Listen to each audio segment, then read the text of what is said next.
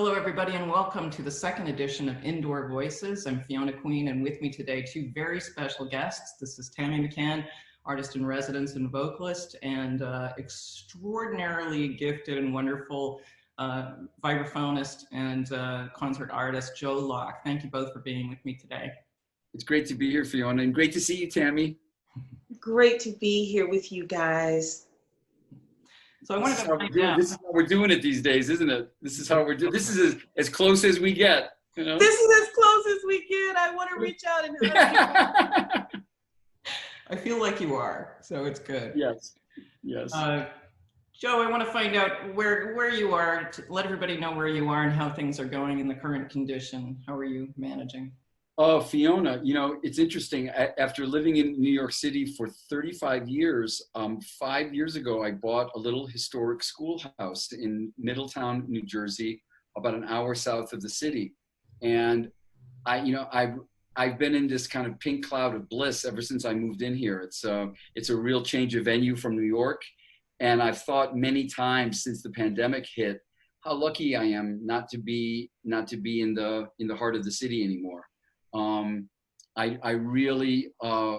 I talk to friends of mine in New York all the time, and the problems of living in an apartment building, going up and down in elevators, and just it's a different reality, and I'm glad to be out of the fray, as it were. So it's been easier for me on a daily basis to be here than still living in the city. So been coping well. I was joking with you before we started recording that I do basically the same thing outside of a pandemic that I do in a pandemic, which is lock myself in this room and compose music and practice like neurotically. So I'm basically doing the same thing, just making a lot less money. Well, I'm sure that's all about to pivot as everyone's moving to these different platforms and things, but it is incredible the people I've spoken to, and I'm sure, Tammy, you feel the same way, that artists in general are used to, we hone our craft within the four walls, and then it gets brought into these amazing spaces and shared with the public, but we're just doing it a little bit differently right now, but reaching audiences that are beyond our concert hall walls and beyond things now has been sort of a surprising new product of this, and a lot of that is very exciting to be able to reach people we haven't reached before. Tammy, what do you think about that? How are you managing where you are? I'm here in Chicago, and I believe that my experience is multifaceted. I'm kind of at ground zero for the protests and for the looting. I find solace in my home and my family. My family and I have grown so much closer during this time. I have a senior who I'm trying to keep her spirits lifted because there's no prom, there's no graduation. But luckily for me, she has been more uplifting to me, than I think I've been to her. She's teaching me needlepoint. Wow. So we've been doing needlepoint and sharing music with each other, and also diving into some new music that I'm writing. So this has been a real time of introspection and growth for me, and a lot of prayer. Yeah, and I was just commenting before we started this how lovely your family is. Just hearing there's clearly such a beautiful bond. You're so sweet. I mean, I'm from Canada. Chicago's become my home, and yeah. The camera's not on when I'm about to strangle them. It's only the break a lot. Let's be clear. I met your family. I met your family after our concert in Chicago, and they're really groovy, But I'm sure they have their moments too, like we all do. Absolutely. Well, I want to introduce this audience. I'm sure a lot of people that are hearing this now were at the concert that we did last year, but I wanted to play a little clip from that, which is Love is a Planchette. Joe, can you tell us a little bit about the meaning of that title? And you know, it was so nice when I was invited to do the concert, you know, when Tammy invited me and you were so helpful in getting it together, Fiona, that basically Tammy said, you know, do whatever you want to do. Like, what do you want to do? And I thought that Love is a Planchette would be nice because it's a melodic piece, maybe the kind of song you'd go home singing the melody to, but it's from a larger suite called Love is a Pendulum, which was a poem that was written by Barbara Sprague. And in it, each verse begins with a metaphor for love, you know, describing love in some way. And this particular movement, Love is a Planchette, I didn't know what a planchette was. I had to Google it. It's the plastic piece that you rest your fingertips on a Ouija board. And when you ask questions of the Ouija board and you touch very lightly on the planchette, and it moves to, you know, to spell the answers to questions. And the metaphor, it's not an occult or spooky sounding piece, as you'll hear. I thought the metaphor was really beautiful because Barbara says in that verse of the poem that in order for love to reveal its message, you have to keep a light, you know, touch on it. If you press too hard, it won't take you anywhere. But if you have a light touch, it'll reveal its message, its journey, like where it wants to take you. And I thought that was a beautiful metaphor. So that's sort of the idea of Love is a Planchette. better that than the Magic 8 Ball. So that exactly. All right. That song is coming. The Magic 8 Ball's coming. Here it is, everybody. Enjoy. Love is a Planchette.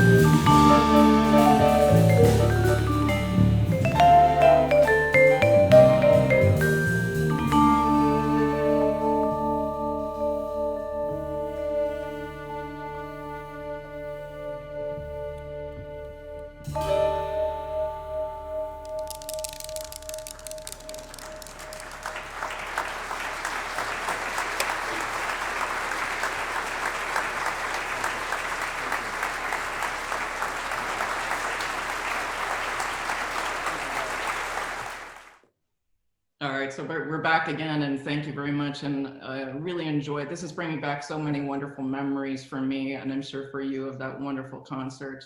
For me as well. It was really, yeah, I just wanted to say, looking at that, it's a memory that I've kept for this past year, because it was such a positive experience. It was such a great vibe. I mean, from beginning to end, the TLC that you all gave me, the audience, the musicians. I mean, Tammy, getting a chance to work with Tammy. So it's there are some gigs that don't feel like that. It's just kind of business, general business, and you do it and hit it and quit it. But this was really had some meaning. It's really a pleasure. Well, I will say, working with the two of you, and of course I've known Tammy now for a long time, but the two of you, such beautiful personalities, and the electricity, the capability on stage to be able to bring that to a full house. And I agree, just even on stage or off stage, it was one of the finest moments, in the more than 15 years I've been at the halls. This has been one of the things I enjoyed the most. Thank you, Fiona. Thank you so much. Tammy, tell us a little bit about how this collaboration, why Joe, where did this come for you? Well, as artists in residence, it's been my honor to assist in programming the jazz festivals every year since 2012. And when we were going to do Lionel Hampton, there was only one person that I thought of. I saw Joe for the first time, I believe it was 2011. At Dizzy's Club Coca-Cola in New York. Mm-hmm. And he was playing with the Dado Maroney Trio.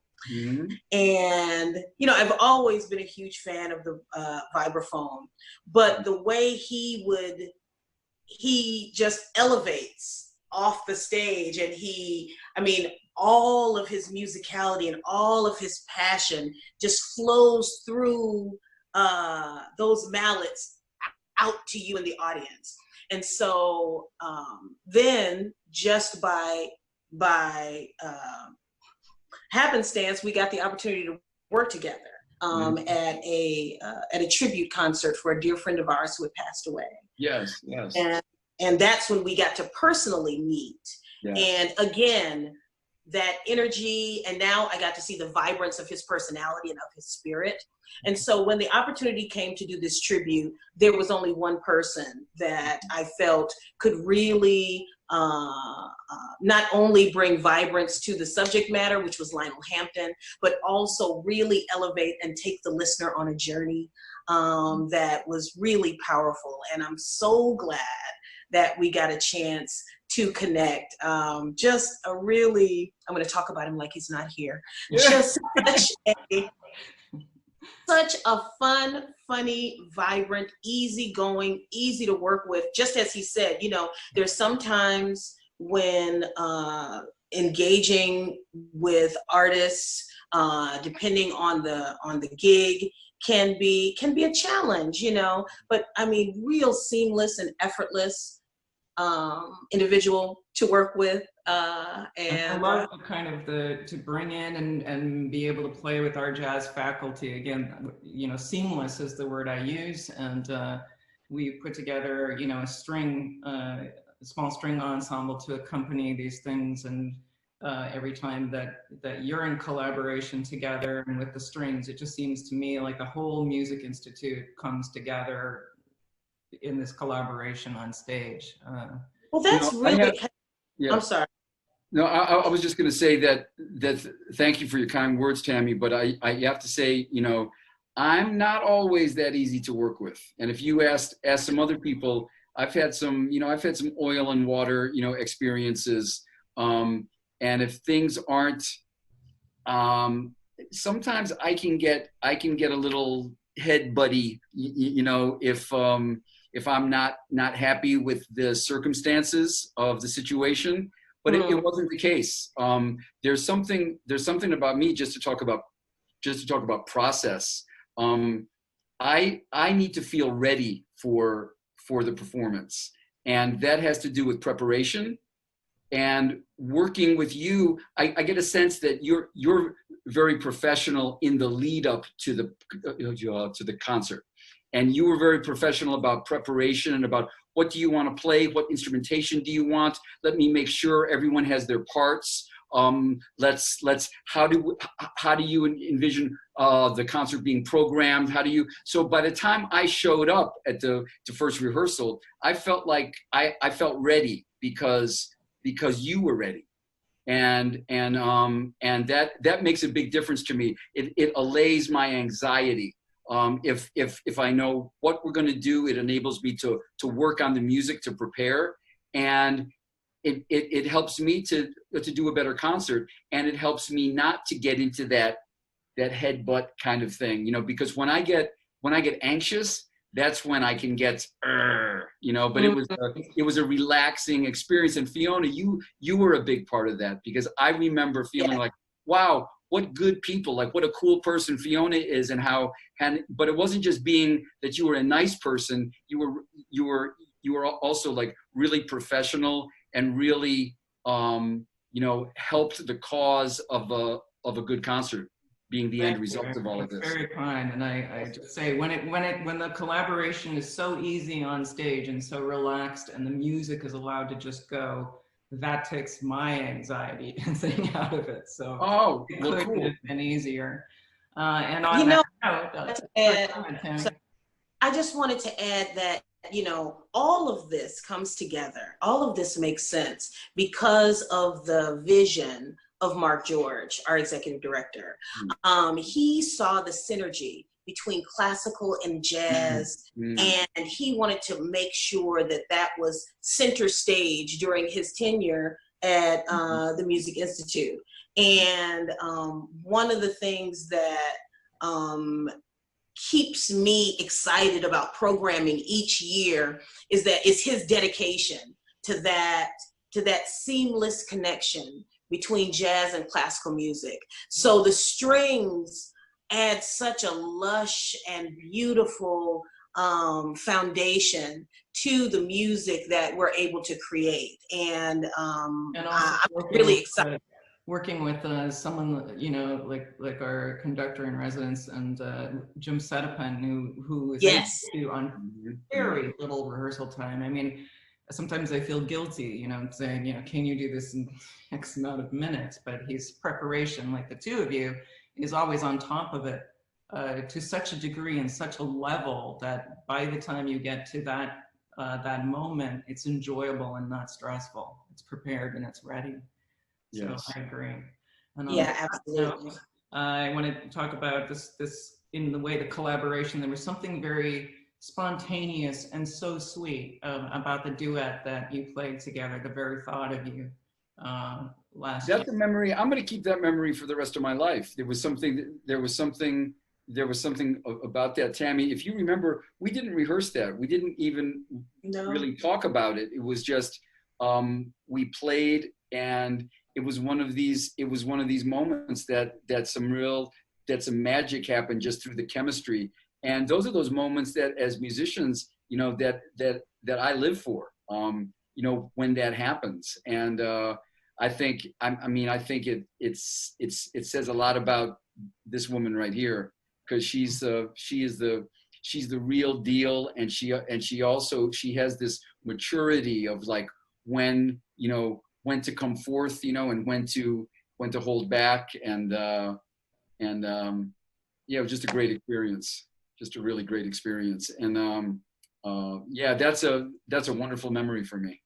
And I think for everyone in that hall together. And it was just, I always know when you can hear nothing, when suddenly there's no sound in the hall and everybody's just focused in on what's happening on the stage, and something so intimate like that, that's really such a very special moment. So it's funny too. I just want to say about that performance is it's not my comfort zone to play just vibraphone. I mean, solo or to play just with a vocalist, but the chemistry was there. Where I felt like, oh no, this is going to be okay, because Tammy has this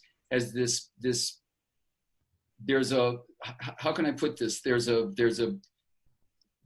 big embrace to Tammy's talent, you know, and she has, just through her sheer musicality and just the, I don't want to say it's power, but it's also gentle at the same time. But there's this vibe with her that she's saying without having to verbalize it. I got you.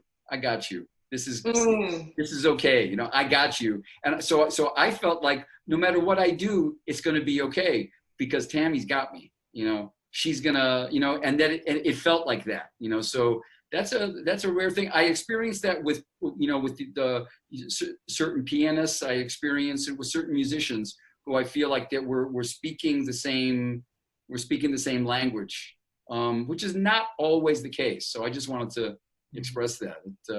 Quite right. Yeah.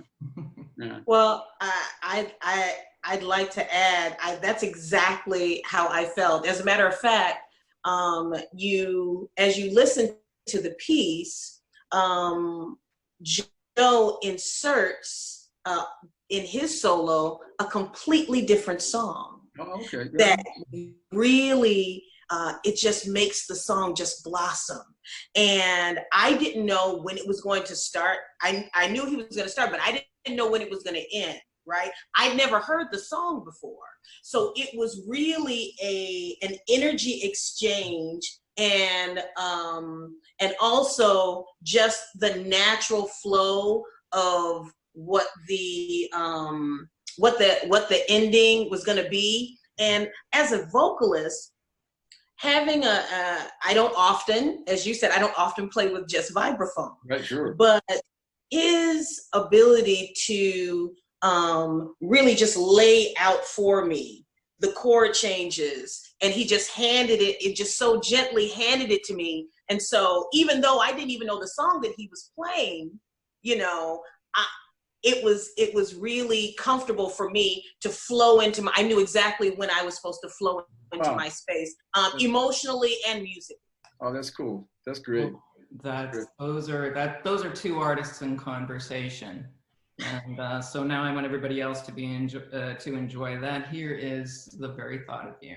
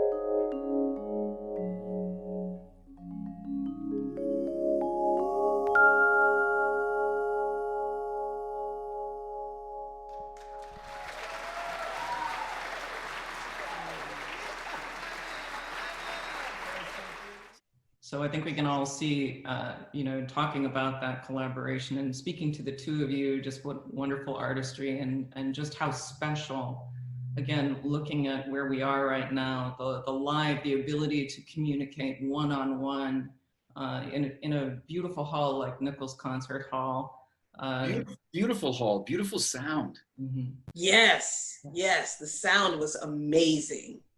I am lucky there that I never have to worry about where to place somebody or who's playing what, or, you know, there's no bad seat in the house. And I really hope, and I can't wait to get back to that in some capacity, Yes. but we are moving to be able to make the hall sort of fully adaptable for professional live streaming. So, Oh, wow, great. I was just going to ask you this, Fiona, because, you know, I'm going to take over the interview now. there are a lot of people, you know, during the pandemic who've been recording from their house, you know, and doing these kind of homemade things. But I was talking to my manager, Nadia Von Masso, and she was saying, you know, it's so much nicer when, I mean, even though we have to stay separated from one another, still to do things streaming without an audience, but to do them in beautiful venues. Yes.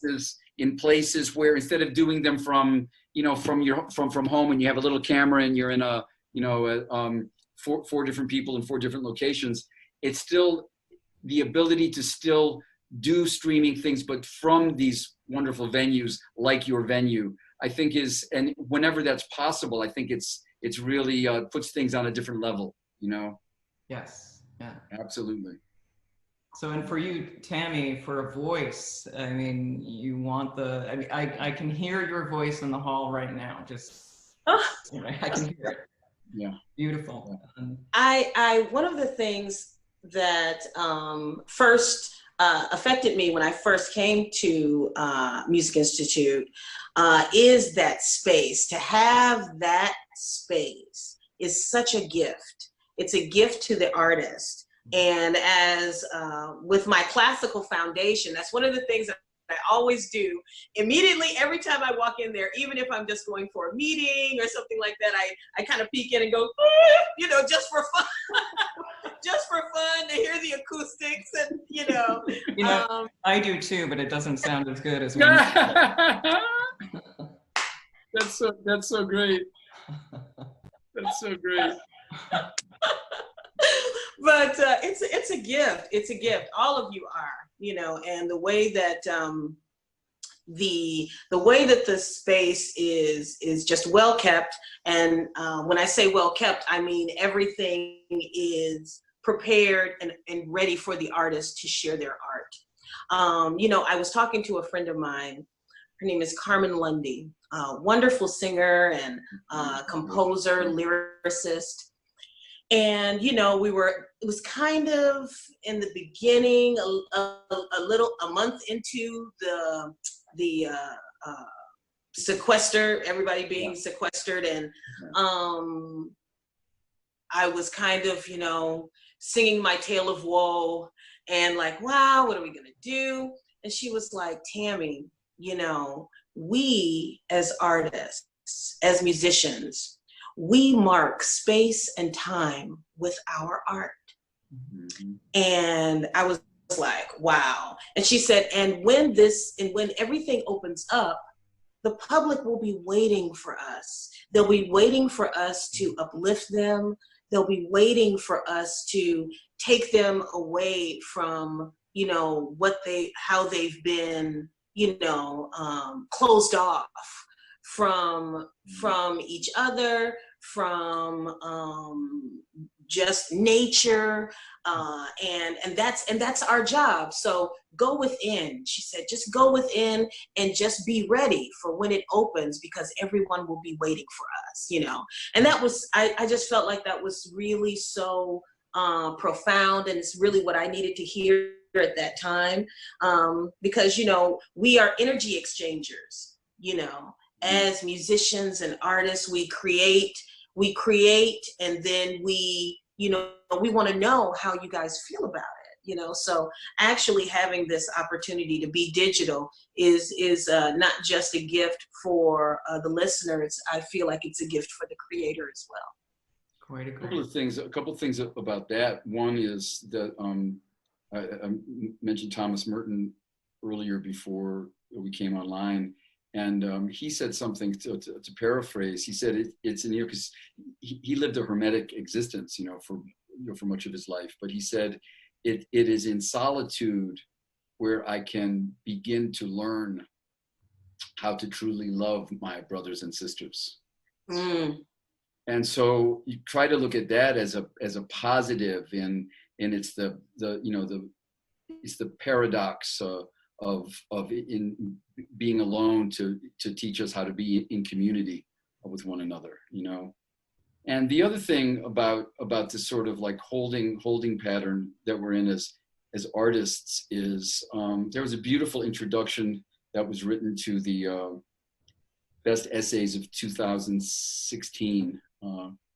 And the woman who wrote I'm trying to think of her name, I'm sorry, I have the book here somewhere, but she talked about after the 2016, after the election, feeling like why does art matter?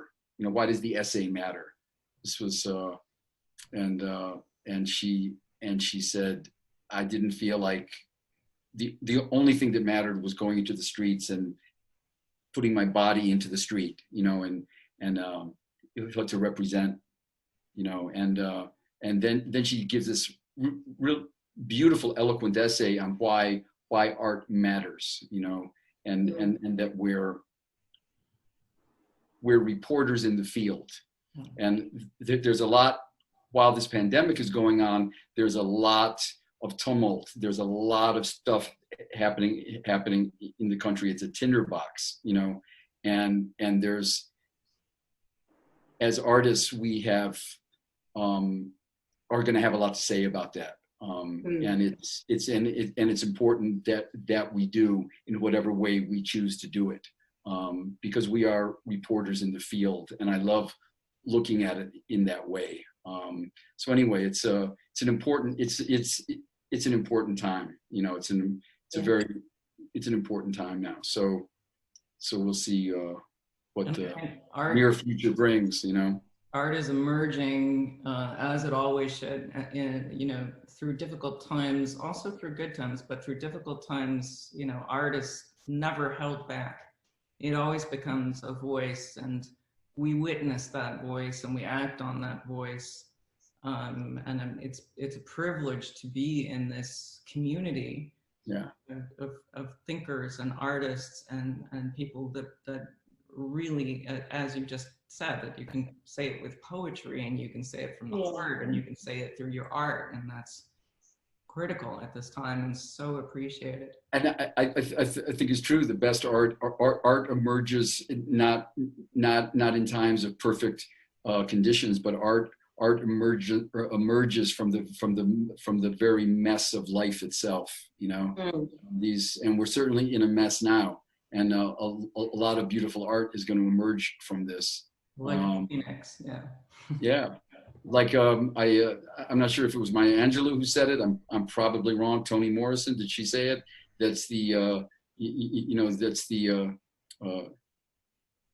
the most beautiful lotus grows from the deepest mud. So we shall see. Well, I want to thank you both. It's been an exceptional interview. I've truly enjoyed speaking with both of you. No surprise. I think we should be doing something else again. And I'd like one of your performances to take us out tonight. So it is again from the Lionel Hampton concert last year, The King, and coming from the King. Coming from the Queen, and I. That's great. The King and the Queen. Queen right in front of me. I couldn't have more love and respect for to the King. Thank you so much for being. Thank you, Fiona. Thank you, Tammy.